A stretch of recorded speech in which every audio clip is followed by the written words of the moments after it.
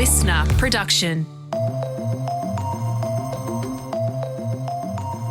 Hey, welcome to The Briefing. I'm Sasha Barbagat. Chances are you've heard of medical tourism. That's the idea of heading overseas for something like a hair transplant or to get your teeth done.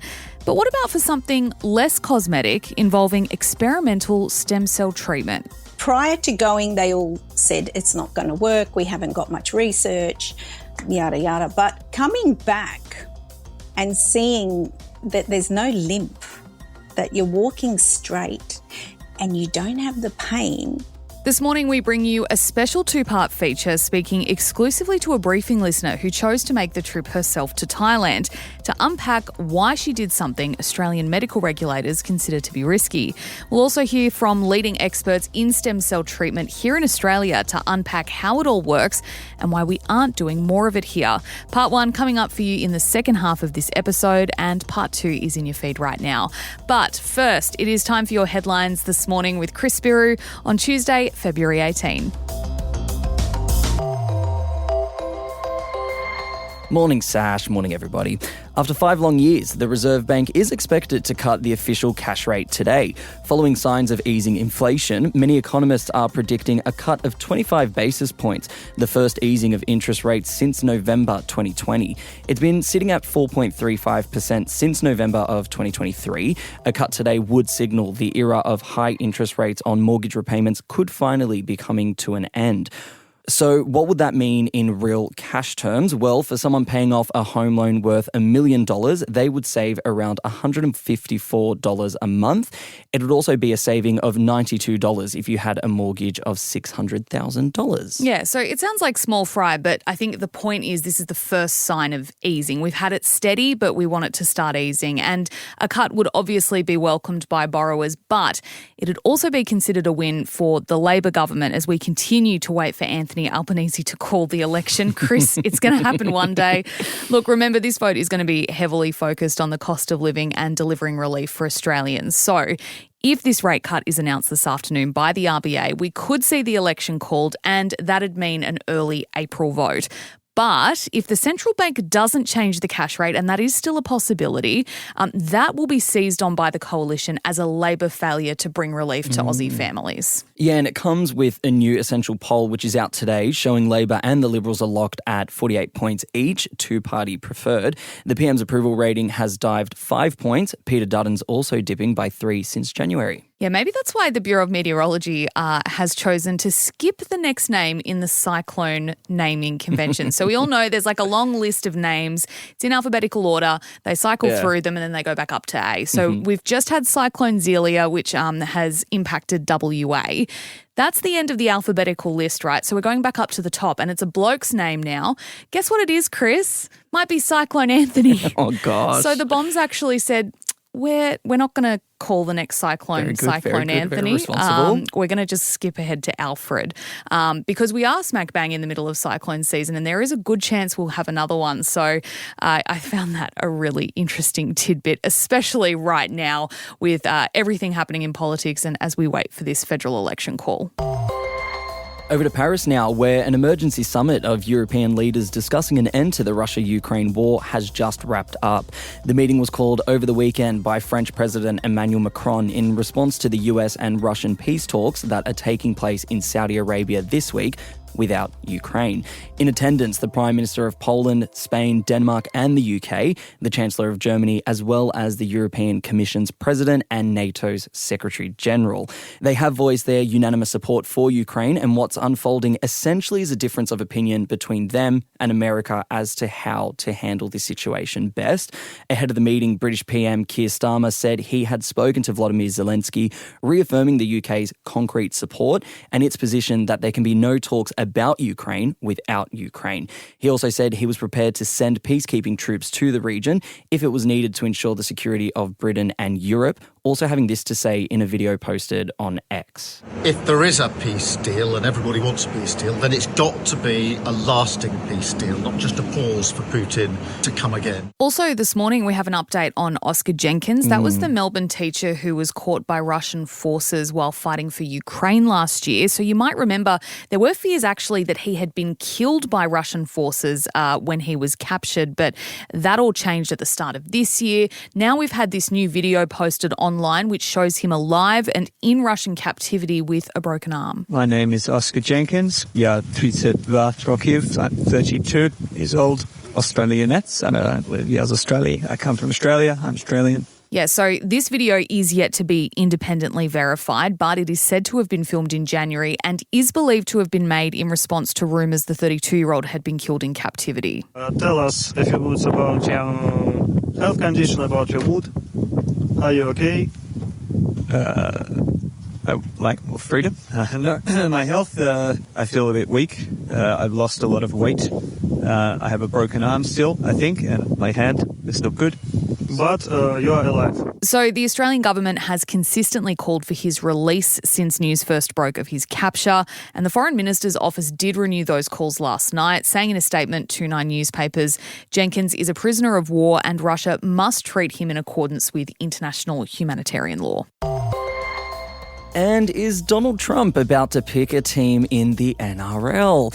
Well, that's the hope of ARL Commission Chairman Peter V'landys, who has spoken to Fox in the US, almost begging the US president to come along to the NRL season launch in Las Vegas in 2 weeks' time.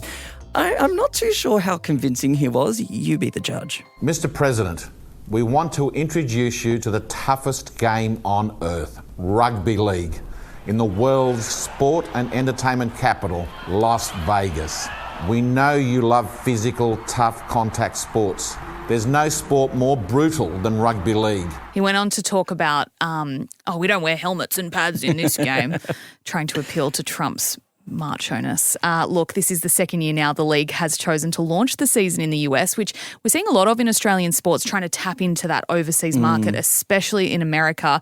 And this is part of a bid to attract new overseas audiences who they want to come over via streaming platforms.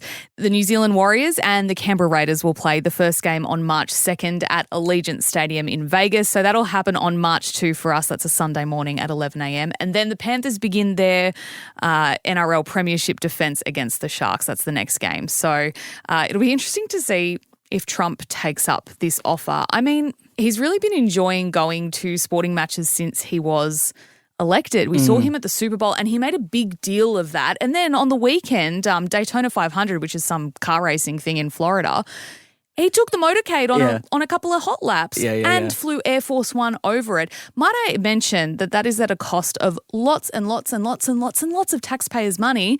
So we know that he likes to do this, but I mean, given it's Australian, I feel like he'd almost want to snub it. I feel like he's kind of trying to play it cool with Australia at the moment, so maybe he won't come. But maybe he will, and maybe Peter V'landys will claim one of the biggest wins in Australian sporting history. Yeah, and it'll be interesting to see how the crowd reacts as well to Trump attending. You know, a lot of these sporting events he's been going to, he's being met with cheers and applauses and claps. So it'll be interesting to see if you'll get a similar reception at the NRL, which is not an American sport. And I can't imagine its US fan base is as strong as it is here in Australia. So it'll be very interesting to see how that works out for him. Yeah, I know last year it was mainly Aussies in the crowd. Yeah. I know my father-in-law wanted to travel to Vegas to watch that. He never goes to games in Australia, but he wanted to go to Vegas to watch the NRL in Vegas. So I think it's mostly Aussies who go. But yeah, you're right. It'd be interesting to see his reception there. Chris, thank you. Next up, we are getting into a really interesting deep dive you've put together on stem cell treatments. First up today, we are hearing from a briefing listener who travelled to Thailand to get this experimental therapy. Really interesting story. You've got to have a listen.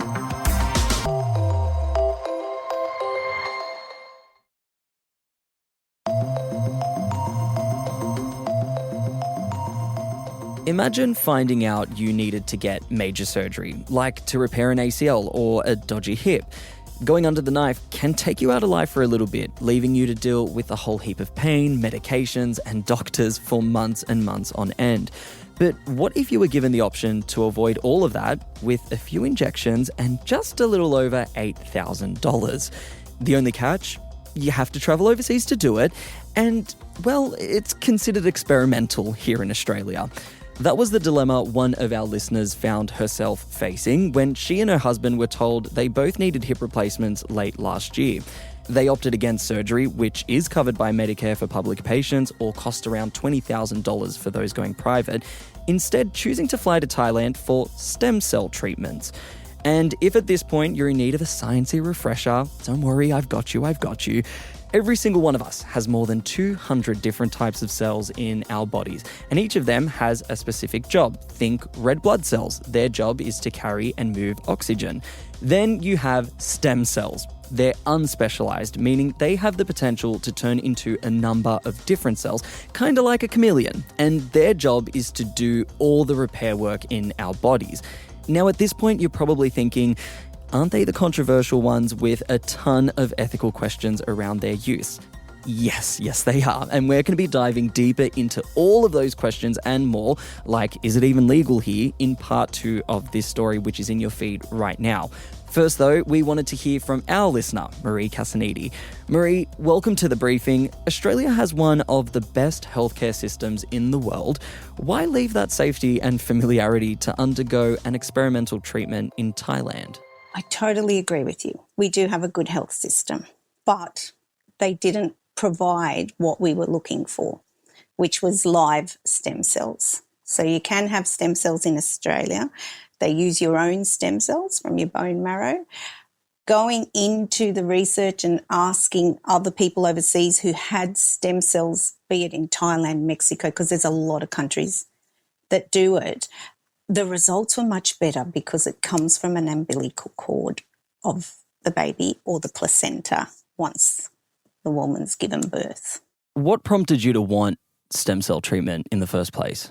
So it was either a hip replacement at a very young age, which a lot of the doctors here said you're too young, or it was basically find another alternative, so cortisone injections. We went down that whole path. I sort of started looking, because it was popping up on my social media, to companies from the US that the athletes go to that use stem cells for injuries. And at first I thought maybe only the US, but as I started emailing and asking questions, I found out there's a lot of countries around the world that offer it. What made you narrow in on Thailand and not those other countries? Really, it was two things. Money, because if we went to Europe, it was in euros, so the cost factor was way more with flights and hotel accommodation. Mexico, I just found it was too long, and I felt comfortable with an Asian country. I was closer to home and it was more economical. So money did come down to it. Can you tell us a little bit about the process in terms of booking your initial consult? Like, how do you do that in a foreign country from Australia? Okay, so it was actually really, really easy. So the first initial was just an email and they sent through information. They asked us to fill out a questionnaire and they wanted any blood results, any x-rays, any MRIs that we had, which we then sent through. Then we waited, it would have been about 2 weeks. Their English was very good. And then we got a response to say, yep, you are a candidate. And so from there, we booked in a Zoom appointment with the orthopaedic surgeon in Thailand. And he went through the whole procedure via Zoom, told us what he believed the benefits would be. After the Zoom, they gave us a costing, and then we went away to think about it. You've spoken about this idea of getting stem cell treatment to avoid getting a hip replacement. That is something that comes with a lot of recovery time and recovery pain. Yes. Have you witnessed or experienced any improvements or changes in your condition after stem cell treatment? Within the 24 hours, the pain dropped 50%. The limp disappeared. Obviously, if you overdo it, you still feel it, but the pain doesn't linger overnight. Like, it just doesn't linger. There's no painkillers. It's been quite a remarkable process.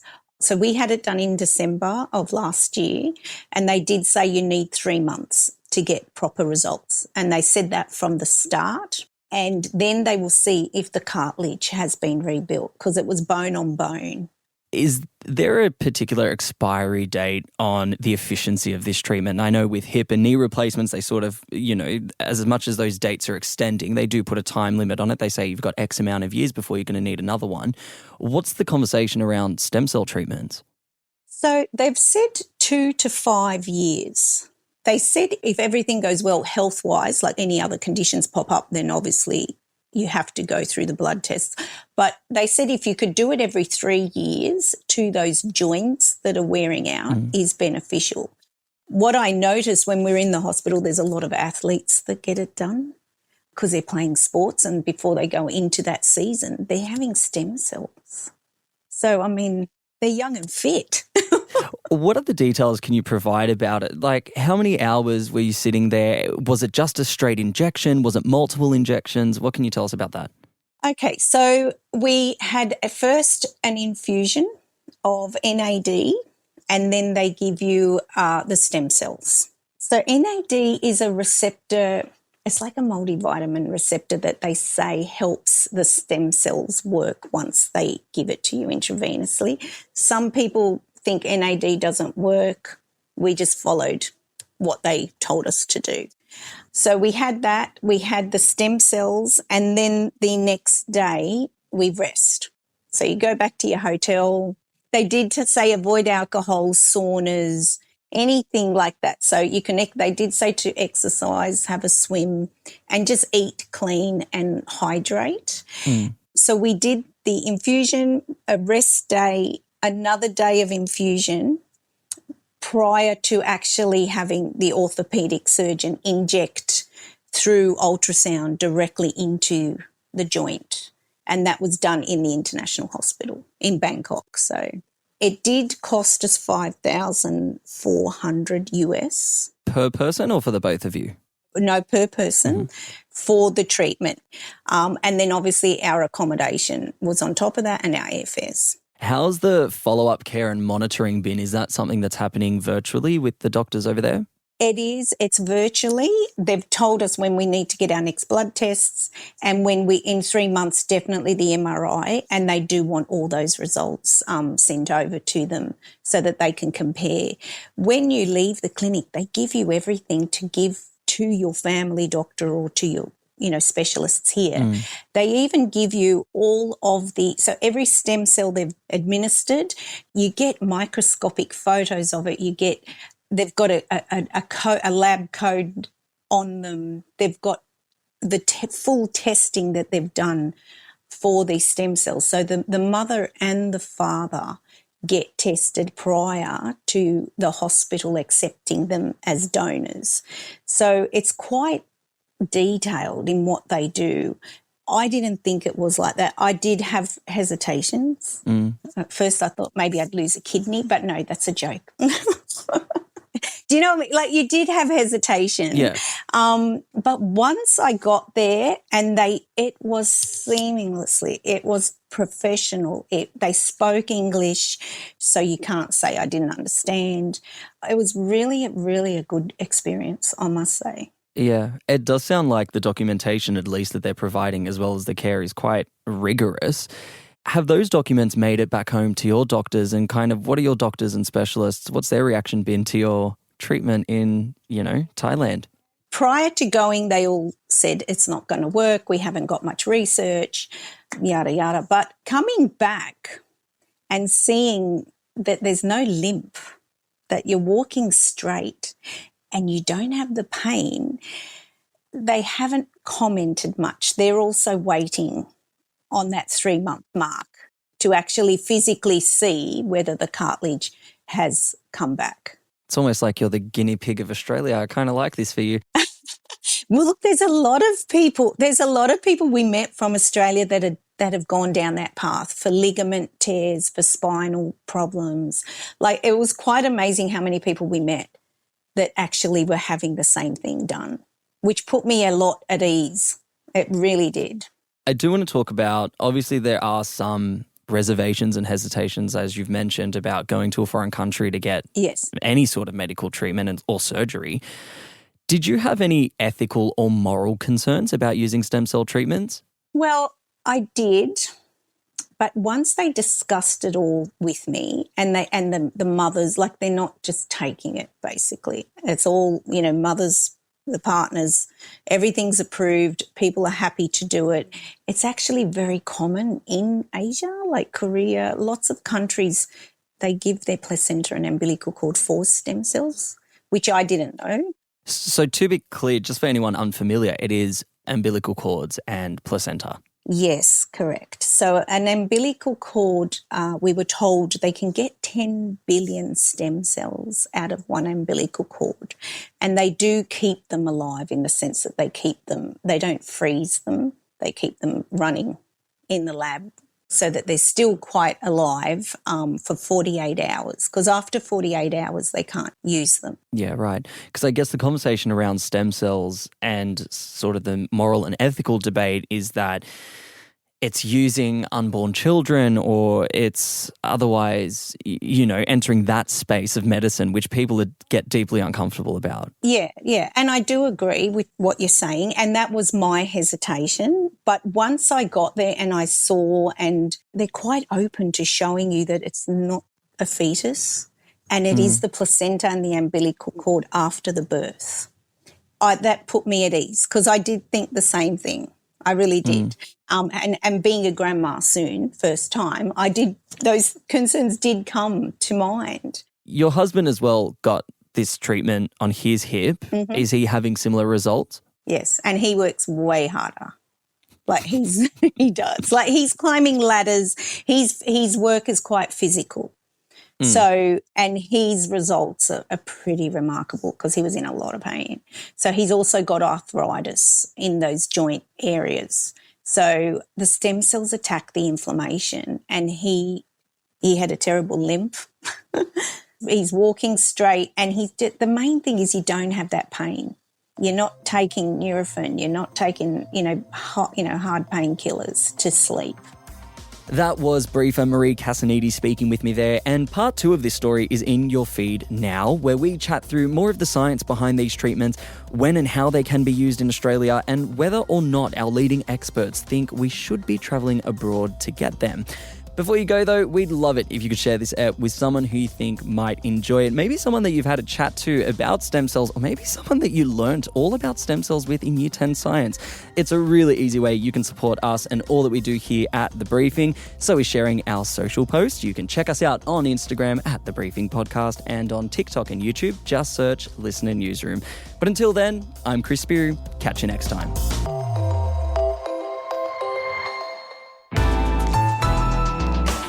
Listener.